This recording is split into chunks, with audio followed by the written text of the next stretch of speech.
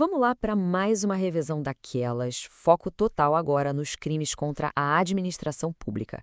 Sabe aqueles que a gente sempre confunde na hora da prova? Pois é, se já aconteceu de trocar um pelo outro, este material aqui vai botar as ideias no lugar para garantir aqueles pontinhos que fazem toda a diferença. Sem enrolação, vamos direto ao que interessa. Pois é, essa é a pergunta de R$ 1 milhão, não é mesmo? Os nomes são parecidos, as condutas às vezes parecem a mesma coisa, mas olha, o segredo é que cada crime desses tem uma impressão digital, um detalhezinho que o define e o diferencia dos outros. O nosso objetivo aqui é justamente esse: encontrar e memorizar cada uma dessas impressões digitais. Chega de confundir! O nosso roteiro de hoje, olha só, tá bem direto ao ponto. A gente vai começar com o famoso crime do apadrinhamento. Depois, vamos ver a questão da indulgência e do desvio de verbas. Na sequência, a gente entra nos crimes da era digital, que estão caindo cada vez mais. E, para fechar, a violação de sigilo funcional. Ah, e claro, no final, tem aquele quadro resumo para salvar e revisar até o dia da prova. Certo, então vamos começar a mergulhar nesse tema.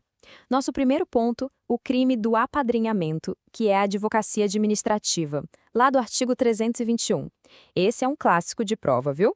O nome oficial, advocacia administrativa, pode até confundir um pouco, mas fica tranquilo que o apelido entrega tudo. Então, o que é isso? A lei fala em patrocinar um interesse privado. Mas calma, patrocinar aqui não é dar dinheiro, é no sentido de defender, de advogar uma causa, sabe? E o mais importante, não tem nada a ver com a profissão de advogado. É sobre o funcionário público que usa o próprio cargo, a influência que ele tem lá dentro, para dar aquela forcinha para o interesse particular, de um amigo, de um parente, enfim, perante a administração. E olha, isso aqui resume tudo perfeitamente.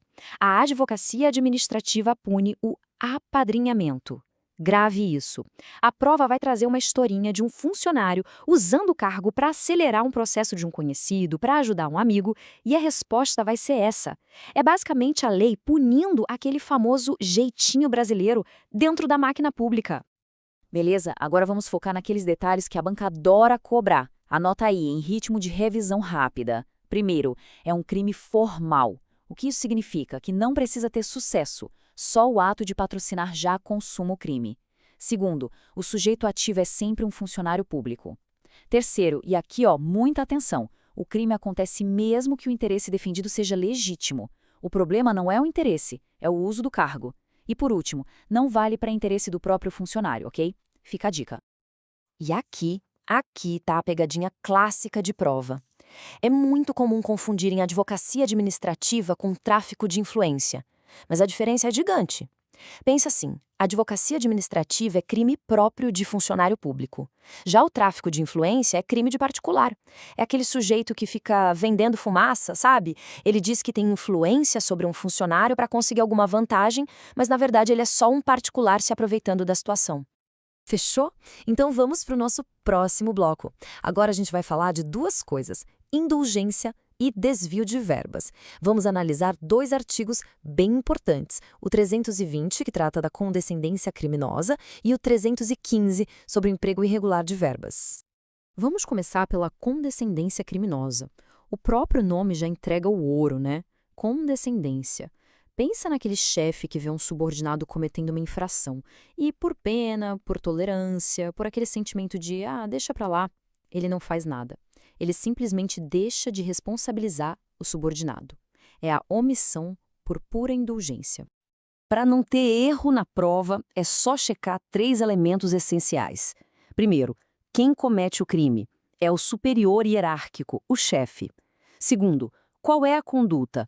É sempre uma omissão, é um deixar de fazer. Ele deixa de punir ou de levar o fato ao conhecimento da autoridade. E terceiro, que é o pulo do gato, qual a intenção? O dolo específico aqui é a indulgência, a tolerância. E aqui vem outra comparação que as bancas amam: condescendência criminosa versus prevaricação. Qual a diferença? Tá tudo no motivo. Na condescendência, como a gente viu, o motivo é a indulgência, a tolerância com o erro do outro. Já na prevaricação, a motivação é outra, é satisfazer o interesse ou um sentimento pessoal. É o funcionário agindo por conta própria. A motivação é o que define o crime. Guarda isso. Muito bem, agora vamos falar de dinheiro. O crime de emprego irregular de verbas públicas do artigo 315. O ponto-chave aqui é o seguinte: o gestor não está botando dinheiro no bolso. O dinheiro continua sendo usado para um fim público, mas não é aquele fim que a lei tinha determinado. Ele dá uma aplicação diferente para a verba. Para ficar bem claro, vamos a um exemplo clássico. Imagina que a lei destinou uma verba, um dinheiro carimbado, para a saúde. Tinha que ser usado para construir um hospital, por exemplo. Só que aí o gestor pega esse mesmo dinheiro e usa para construir um novo prédio administrativo. Entende a jogada? A construção do prédio também é um fim público, mas não era o que a lei mandava fazer com aquele dinheiro. Isso é um emprego irregular de verbas. A finalidade foi trocada. E aqui está a diferença fundamental para não confundir com peculato desvio. No emprego irregular, o dinheiro fica dentro da própria administração. Ele só foi usado no lugar errado.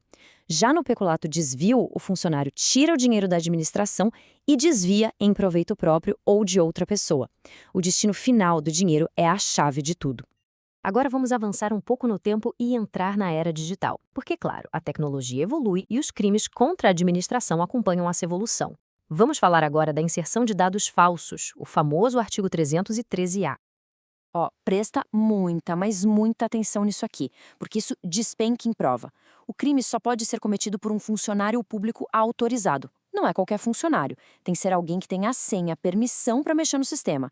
Se um hacker ou um funcionário não autorizado invade e altera os dados, o crime é outro, mas não é o 313-A. Esse detalhe é crucial. E esse artigo pune duas condutas diferentes, tá? A primeira é a mais óbvia: inserir ou facilitar que alguém insira dados que são falsos.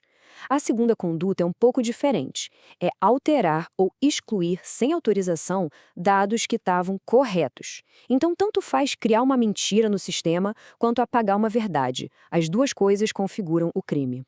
E para ajudar a memorizar, tem um apelido de prova que é ótimo: peculato eletrônico. A lógica é bem parecida com a do peculato comum, só que em vez de desviar dinheiro ou um bem físico, o funcionário está desviando, ou melhor, manipulando a informação. O bem aqui é o dado, o registro digital. E para a gente ir fechando a nossa revisão dos crimes em espécie, vamos falar agora da violação de sigilo funcional, o artigo 325.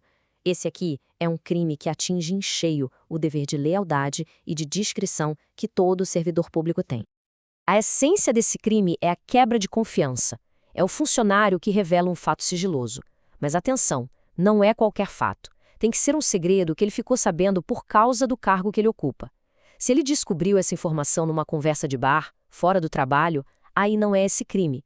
Essa conexão com a função é fundamental. E claro, a lei teve que se modernizar para acompanhar a tecnologia. Então, hoje, também comete esse mesmo crime o funcionário que, por exemplo, permite ou facilita o acesso de gente não autorizada aos sistemas. Sabe? Emprestar senha, deixar o computador logado, ou até mesmo aquele que usa o próprio acesso restrito para fuçar o que não devia. Tudo isso entra aqui. Muito bem, passamos por vários crimes que costumam dar um nó na cabeça na hora da prova. E agora, para consolidar tudo isso, para fechar com chave de ouro, vamos para o nosso quadro resumo, aquela cola do concurseiro que a gente precisa ter na ponta da língua. É hora de organizar o raciocínio.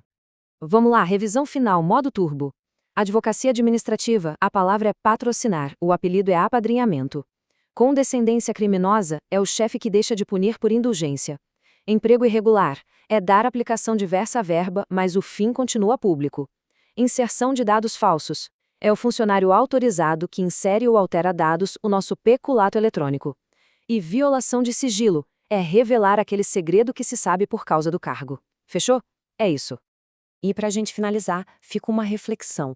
Muito além de só passar na prova, entender esses crimes é, no fundo, entender a espinha dorsal da responsabilidade e da integridade de um servidor público. Fica a pergunta: de que forma a conduta de um único servidor, seja ela correta ou incorreta, afeta a confiança que a sociedade inteira deposita na administração? Fica aí o pensamento para levar adiante. Bons estudos e até a próxima!